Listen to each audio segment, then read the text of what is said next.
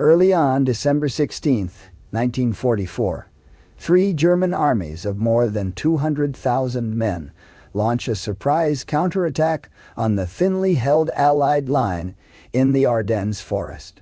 Their goal is to turn the tide of the war in Europe. The Battle of the Bulge sees a month of some of the bitterest fighting of the war before the Allies can stop the Germans.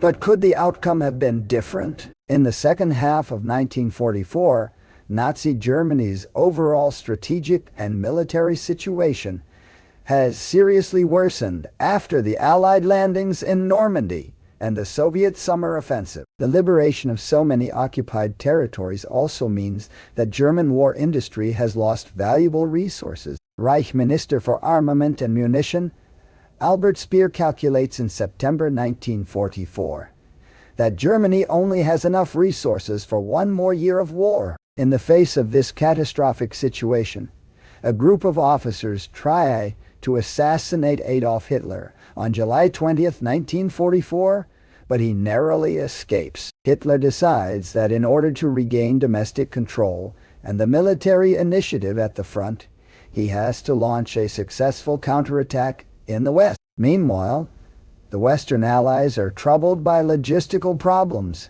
after their quick advance through Western Europe. They decide to temporarily pause offensive operations and reorganize and resupply. On the Eastern Front, the Soviets crossed the German border for the first time in October, but the Germans managed to stop them.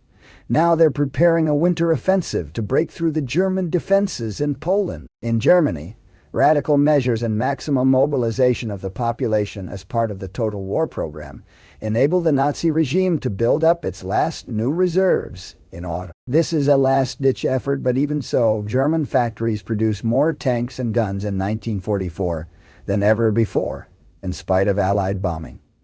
On the downside, from the German point of view, the morale and training level of the new units are usually low. Veteran instructor Günther Koschorek complains to his diary on October 9, "The rabble to be trained in our company consists of a mix of older East Europeans of German ethnic descent and naval personnel, who because of the shortage of ships are to be retrained as tank infantry."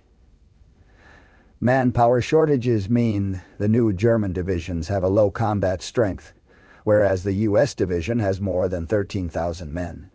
The average German division in late 1944 is down to only 9,000. The equipment is mostly obsolete and inadequate, and the artillery uses a ragtag assortment of mostly Soviet-captured guns. Even though these desperation reserves are of low quality, and the last that Germany has, for the moment they do give the Wehrmacht commanders the necessary breathing space to make concrete plans for Hitler's offensive. By September 1944, Hitler is determined to attack, and on the 16th, he discusses it with his generals for the first time. He eventually decides in favor of a so-called big solution against the advice of most of his generals, who favor a more limited operation towards Aachen and Liege. Hitler's plan envisions a major operation through the Ardennes forest to cut off all Allied forces in Western Germany and the Netherlands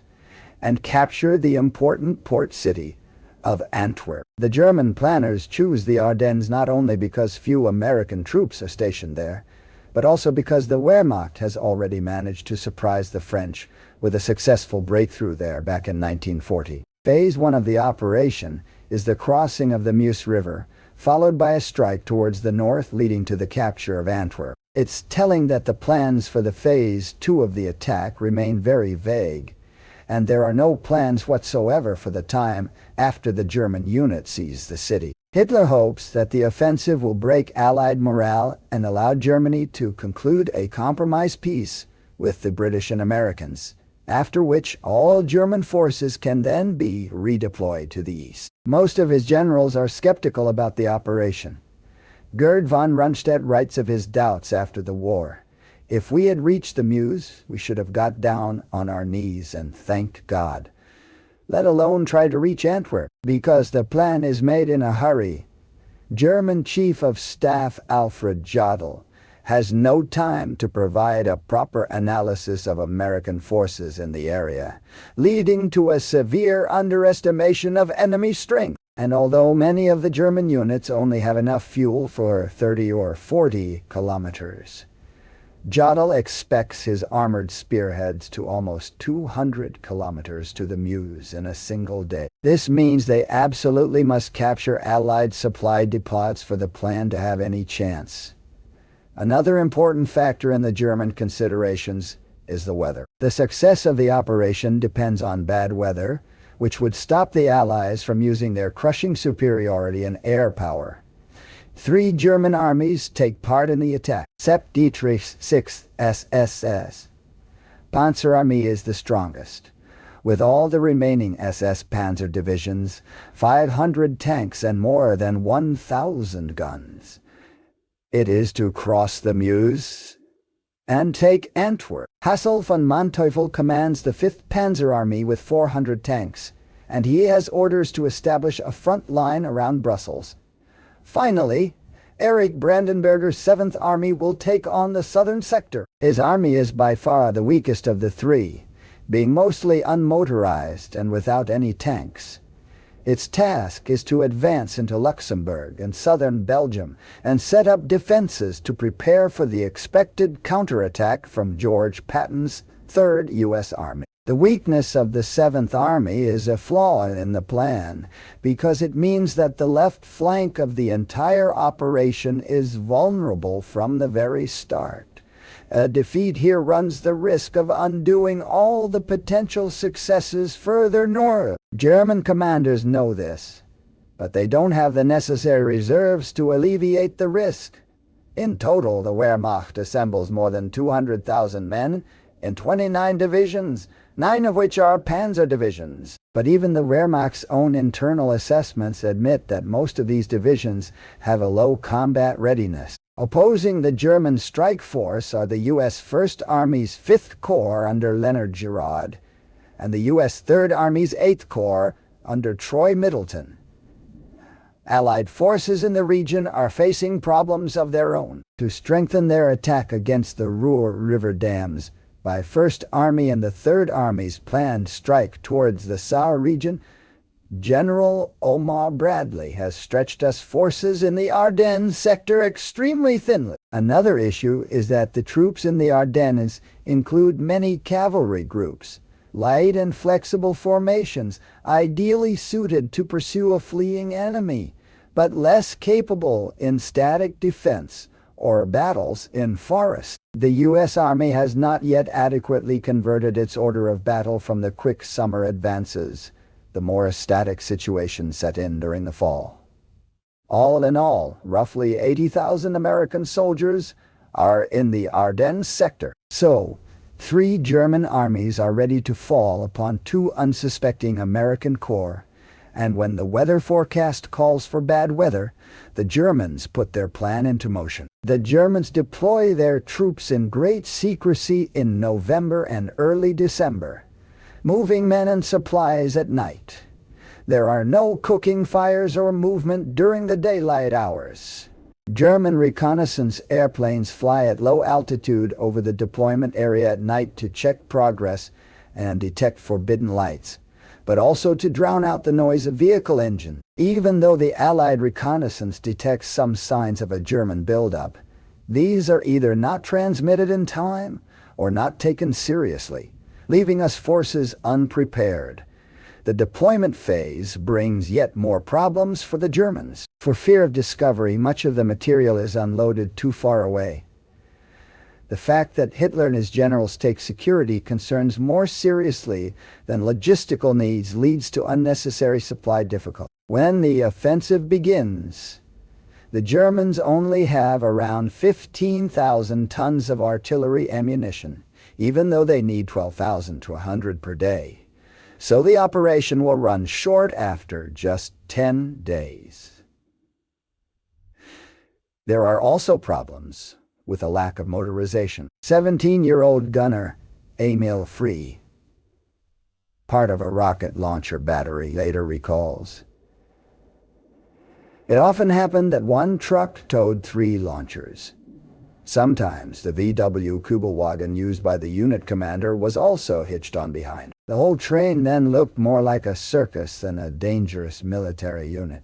Meanwhile, on the other side of the front line, American soldiers are resting. Lieutenant Colonel Daniel B. Strickler remembers it was supposed to be a quiet sector, as no aggressive fighting by either side had taken place in that area since the initial push to the German border in September. But some of the soldiers did notice strange occurrences, and 1GI reports were constantly being hit by reconnaissance patrols. All night long, the minute it gets dark, they start shooting to cover the rumble of heavy equipment. There are tanks moving around in position. Something is going on. But there's to be no quiet time for the Americans, as German units get their orders December 15. Friedrich Schmeichke, a 17-year-old former Navy soldier, remembers that night. The peaceful silence of the bunker was now replaced by restless muttering. There were even comrades who broke out in wild euphoria. Then we had a hot meal, which some ghoulishly called our hangman's meal. Some of the men turned to the liquor ration to raise their spirits. Hand grenades, Panzerfaust, and extra small arms. Ammunition was passed out. We had to lie down and rest while fully dressed. We were to be awakened at 4:00 a.m., but that didn't prove necessary since nobody slept. The morning of December 16th, German artillery batteries begin a heavy bombardment in preparation for the assault. Then the German infantry charges forward to clear a path for the tanks. U.S. soldier Charlie Hogg witnesses it all. We experienced what was perhaps the biggest hair-raising scare of our entire Army career. Out of the darkness came the awfulest screaming and yelling you'd ever want to hear. The Germans were coming. They were screaming like a bunch of wild Indians. In the northern sector, the Germans immediately run into problems. Despite their 4 panzer divisions, they don't even achieve the first objective of taking Eisenborn Ridge. Since the forest is extremely thick, the Germans can use only a few narrow roads, resulting in a traffic jam. Then they send in the reserves too early in order to try to force a breakthrough, which only makes things worse. In the central sector, the Germans have more success on the first day. U.S. troops are stretched out extremely thinly, and von Manteuffel's panzers break through almost everywhere.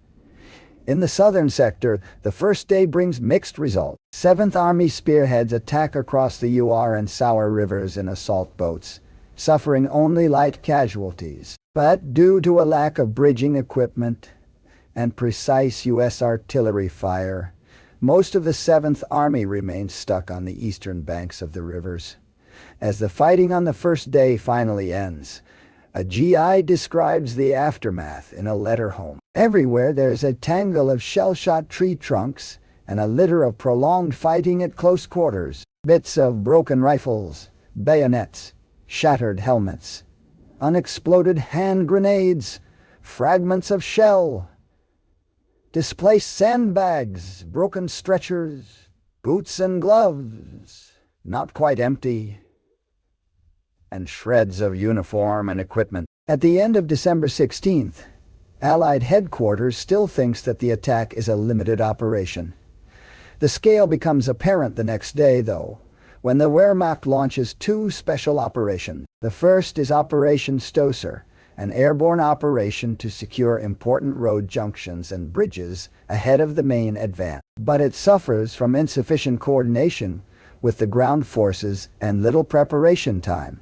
And in the end, only about 300 German paratroopers make it to the target zone. They hide in the woods for 3 days with limited food and water supplies, waiting in vain for support. Survivors then split up and sneak back across the line on the 20th. The second operation, codenamed Operation Greif, is led by Otto Skorzeny. His unit filters through the front line in American uniforms and tries to cause chaos by swapping street signs and cutting telephone lines. But the Americans catch most of the teams quickly and shoot nearly all Skorzeny's men upon capture. German lawyers had assured Skorzeny beforehand that wearing foreign uniforms was legal if no weapons were used. But that was in theory. In reality, shooting enemies who are friendly uniforms is common practice in all armies during the war. Operation Greif officially ends in the evening of December 17th, when a frustrated Skorzeny receives permission to use the rest of his unit as a regular brigade instead. So the Germans have launched their desperation offensive. So far, the military results are mixed, and where the Germans advance, they commit war crimes. The most infamous unit in the offensive is Kampfgruppe. Its commander, Joachim Peiper, is furious because his unit is behind schedule, and the result is a series of massacres. The men of Kampfgruppe Peiper shoot 19 prisoners at Hamsfeld, 59 at Bollingen, 44 at Stumont, and 58 more at Lynchville. Finally, on December 17, near Malmedy, they murder nearly 100 American prisoners, just so they don't have to escort those prisoners to the rear. The civilian population also fears the return of the Germans. People in German-speaking Eastern Belgium had enthusiastically supported reunification with Nazi Germany back in 1940, but being treated as second-class citizens, people have grown increasingly weary of German rule as war drags on. Nevertheless, there is still some pro-German sentiment in 1944. There are even reports about local Germans helping the advancing Wehrmacht on the battlefield. Not so in Luxembourg. The discontent with German occupation explodes when the Germans introduce conscription and forced labor in 1942. By 1944, many Luxembourgers have joined the resistance in using their German skills, gather information which they then pass on to the Americans. In French-speaking Belgium, the people wholeheartedly welcomed the Allies in September 1944. As vengeful members of the German security services return in December, many families flee to the west. With Belgian refugees on the move, Allied commanders hold a crisis meeting on December 20th. They decide to transfer American forces north of the German breakthrough to British control under Field Marshal Bernard Montgomery's 21st Army Group. U.S. 12th Army Group Commander Omar Bradley is extremely frustrated, but grudgingly accepts his orders. Overall, the change allows the Allies to get reinforcements to the battlefield faster and more efficiently. Within a week, 250,000 American soldiers and some British units from XXI's Corps arrive in the threatened sector. By December 23rd, the German advance has slowed down as the element of surprise wears off. The Wehrmacht lacks the logistics and the motorization to carry enough material forward on lengthening supply line. German propaganda film shows a disproportionate number of tanks to mask this problem. But in the Ardennes, their army uses 40 times as many horses as it does tanks. Things get worse for the Germans when the sky turns clear for the first time on December 23rd. Allied fighter bombers immediately wreak havoc on the advancing German columns, forcing them to move troops only at night and depriving them of mobility and tactical flexibility. As the poorly equipped German infantry suffers high casualties from American artillery fire, the tanks often have to attack towns alone, a task which they're not suited for. Christmas Eve turns out to be the high water mark of the whole German attack. Although the German advance starts to grind to a halt on December 24th, the Battle of the Bulge is far from over. Back on the 20th, German troops surrounded the important Belgian transport hub of Bastogne, along with roughly 15,000 U.S. troops. American Private Joseph Sayek is caught in the trap. Early Tuesday morning we were surrounded, and the Germans began to close in on us. As the day rolled on, the enemy showered us with mortar, artillery, and machine gun fire.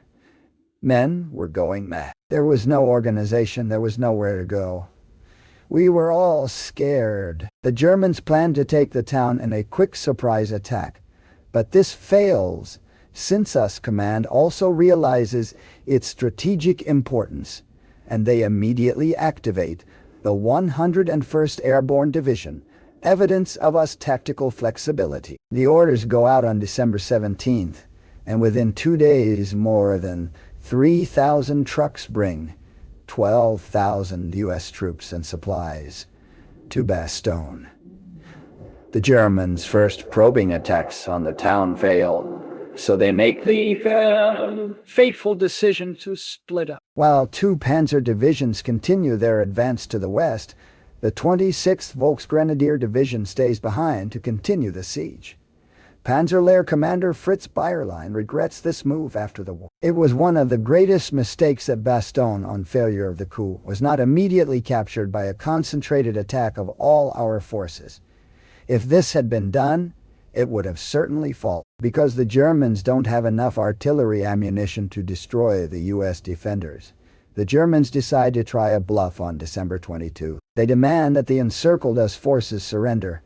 But US Commander Anthony McAuliffe famously rejects this ultimatum with a single word: nuts. The same day that McAuliffe tells off the Germans at Bastogne, Patton's Third Army starts to move north towards the besieged town. But it remains unclear exactly when they'll be able to help. The first relief for the defenders appears on December 23rd, when 240 Douglas C-47 transport planes drop more than 230 tons of supplies into the town. In the following days, the Germans launch increasingly desperate but futile attacks to take the town, while Patton's relief force works its way closer and closer. Patton's army finally lifts the siege on the 27th, when they smash through the disintegrating and starving 5th Fallschirmjäger Division. The US tanks roll right through the German positions, all guns blazing, and establish contact with the encircled US paratroopers.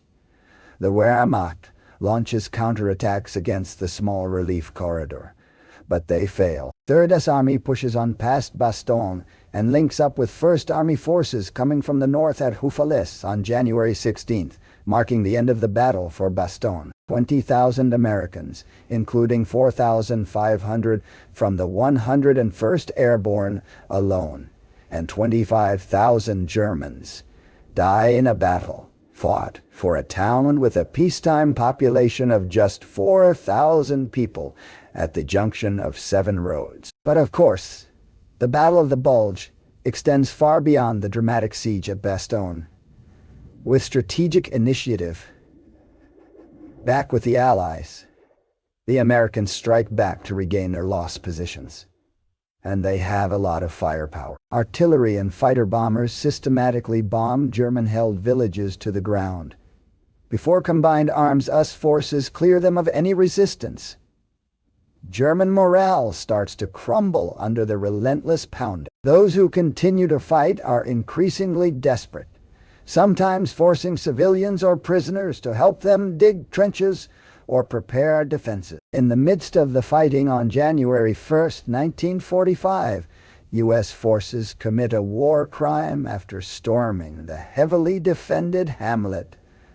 Sergeant John Faig describes the events. "I know some of our boys were lining up German prisoners in the fields on both sides of the road. There must have been 25 or 30 German boys in each group. These boys were to be machine-gunned and murdered. We were committing the same crimes we were now accusing the Japs and Germans of doing." I turned my back on the scene and walked on up the hill. The same day, the Germans launch yet another special operation, Operation Bodenplatte, this time by the Luftwaffe. All operational fighter planes on the Western Front are to take off simultaneously, attack Allied airfields, and destroy all enemy aircraft on the ground. Shortly after daybreak, about 1,000 German airplanes take to the air. The pilots are excited by the magnitude of it all. I was amazed myself.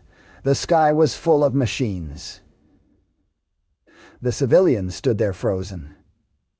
When we flew over the front, The soldiers also stood there and marveled. We were all flying low. The excitement amongst the German pilots is short-lived, as Luftwaffe Chief Hermann Göring issues brutal orders. Whoever returns without having effectively attacked the enemy airfield, or whoever fails to find it, shall immediately take off again and fly another attack. This is a disastrous order, since German pilots making a second run no longer have the element of surprise.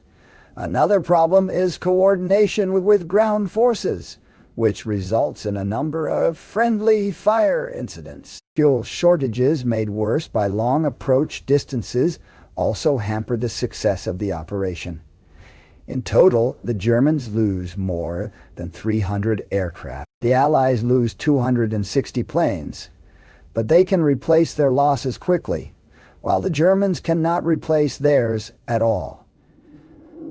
The fighting continues in the first weeks of January, as the Allies slowly push forward against stubborn German resistance. The Germans finally acknowledge their defeat on January 10th, when German High Command pulls 3 panzer divisions out of the front line to send them east to Hungary. Starting on the 12th, when the Red Army launches its winter offensive on the Vistula River, Wehrmacht forces in the Ardennes are weakened even further. The Germans divert all available reserves to the east, which stabilizes just 70 kilometers from Berlin when the Soviets outrun their supply lines.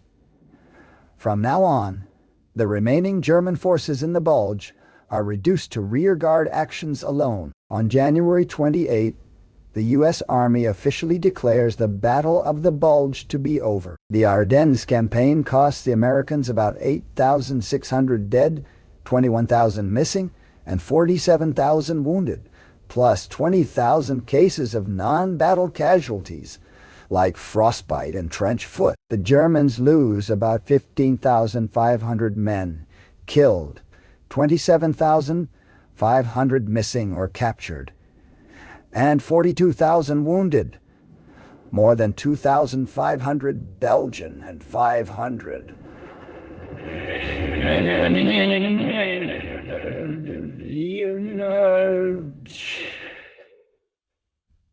more than two-thirds. Most are shot by pillaging German soldiers or by the German security services, but about 1,000 die as a consequence of Allied air raids on German-held villages. The towns and villages of the region are devastated, and it takes years to rebuild the infrastructure, recover the bodies of the fallen soldiers, and clear unexploded ordnance. The Ardennes offensive ends in a clear German defeat after a month of hard fighting. But was there ever a chance for the German battle plan to succeed? The German offensive suffered from severe structural weaknesses. Supplies were insufficient and unloaded too far away from the front. Most of the units involved were only told about the attack the night before it started, so they had no chance to conduct a proper reconnaissance of terrain and enemy strength, and they attacked blind. These two factors show the German leadership's increasing paranoia, prioritizing secrecy over proper preparation. Another mistake was that the best German units were assigned to Dietrich's SS Panzer Army in the northern sector, even though that's where they expected the strongest Allied resistance. This is contrary to common military wisdom, according to which the units that face the least resistance should be the ones that are reinforced. This can allow one to expand a breakthrough at a weaker point and achieve an encirclement of the enemy without having to expose your own soldiers to attrition. The reasons for this German mistake were in part political. Hitler had lost confidence in the regular army after the assassination attempt, and instead relied heavily on the Waffen-SS. But the Waffen-SS suffered from a lack of planning efficiency and ideology-driven presumptions, so its troops were not used efficiently. But even if the Waffen-SS units had fought smarter, the success of the operation also relied on factors that were out of German control, like bad weather and capturing enemy fuel depots. It remains unclear how the Germans planned to outmaneuver the Americans to reach the depots before them, despite being far less motorized. By late 1944, The German army was no match for its enemies. It was mostly last-ditch levies equipped with outdated weaponry and lacking logistics. It could not stand a prolonged offensive, since the German war industry was running out of resources and could not supply the German army with the material needed to replace its own losses. One of the most decisive factors was the complete Allied air superiority once the weather cleared, which cut German supply lines and logistical hubs and provided fire support for Allied ground troops. Hitler's political objectives for the offensive were also doomed to fail. There could be no compromise peace with the Western Allies, since they'd already agreed with the Soviets on a post-war plan for Germany and not to sign a separate peace. Given all these factors, the German offensive was doomed from the start and never had a chance of success. The Battle of the Bulge was a total German defeat on the tactical and strategic and political level. The Nazis severely underestimated both American strength and will to fight, and overestimated the Wehrmacht's capability. The Ardennes offensive and the waste of Germany's last reserves only ensured that the war would drag on for a little longer and quicken the Red Army's advance on Berlin. After the Battle of the Bulge, Western Allies regroup and strike into the industrial heartland of Germany in February and March 1945, in the last set-piece battle on the Western Front of World War II, the Rhineland Campaign. In the battle for the Rhine, a combined British and American force would fight their way across the German border towards the mighty Rhine River. To cross this last big natural obstacle before the German heartland, the Allies combined a huge amphibious crossing with the biggest single-day airborne operation of the entire war. If you want to learn more about this often overlooked campaign, you can watch Rhineland 45, our 5-part, 3.5-hour documentary series on the offensive, filmed on the former battlefields using detailed maps and animations, together with expert guests like Christoph Bergs or WWII from the Tank Museum, and featuring a veteran interview. Rhineland 45 is the most detailed documentary about the campaign. Because we show the war as it really happened, this series is not available on YouTube because it would get immediately demonetized. Instead, Rhineland 45 is available on Nebula, a streaming platform that we built together with other creators where we don't have to worry about YouTube's content restrictions. If you go to nebula.tv/realtimehistory and sign up, you can get Nebula and save 40%. For just $3 a month or $30 a year, you can watch our videos and Nebula originals or other smart creators like Mustard or Real Engineering, and all of that ad-free and earlier than on YouTube, while you also support us directly. That's Nebula TV/realtimehistory. We want to thank David Lang for his help with this episode. If you're watching this video on Patreon or Nebula, thank you so much for the support. We couldn't produce videos like this without you. If you want to watch another video about a dramatic WWII battle, you can also check out our YouTube video about the Battle of Iwo Jima. I'm Jesse Alexander, and this is a production of Real Time History, the only YouTube history channel that won't fall on its knees when reaching the Meuse River.